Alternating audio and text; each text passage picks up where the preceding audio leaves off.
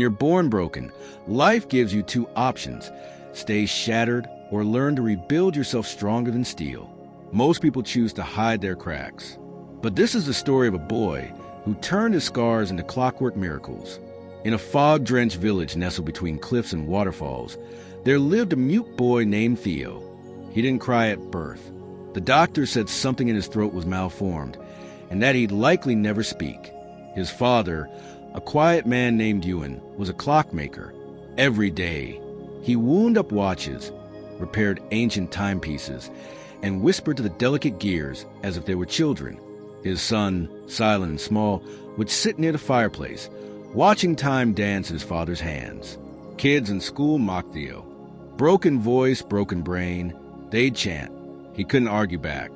He couldn't shout, explain, or ask for help. But he observed. He listened with his eyes.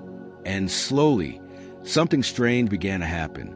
Theo started fixing broken things. Not just clocks, but toys, torn shoes, jammed door hinges, even hearts. When Mia, the baker's daughter, lost her dog, Theo didn't speak, but he drew a map, retraced its steps, and returned the dog within a day. He didn't need words. His resilience spoke louder. Everything changed when Theo turned 15. One stormy night, lightning struck the village clock tower, the pride of their town, and it collapsed like a wounded animal. At the same moment, a fire broke out in Ewan's workshop. Theo's father tried to save his tools, but got caught in a falling beam. He survived, but his hands didn't. Burned, shaking, no longer able to work with tiny screws or gears. Ewan, once the pride of the village, became a ghost in his own home. Theo watched his father crumble, but instead of mourning, Theo picked up his father's tools. It wasn't easy. The tools were old. The gears were tiny. Every clock he opened felt like a maze built by a madman. Theo spent entire nights failing. Screws lost. Gears jammed. Springs burst. Over and over. His fingers bled. His eyes burned. But he didn't stop. He taped instructions across the walls in scribbled chalk like war plans. And for months, he failed gloriously. But resilience is about speed. It's about direction. One cold morning, Ewan walked in and saw it. A wooden clock that sang. Not ticked, sang. Theo had carved tiny wooden birds inside. At each hour, they chirped the tune his father used to hum while working. Ewan dropped his cane and cried. Without a teacher, without a voice, without help, Theo taught himself to speak through time. The mayor announced a contest. Whoever could restore the collapsed village clock tower within 30 days would earn a lifetime grant to build a workshop in the capital. Engineers came from cities, rich men with blueprints and laser tools.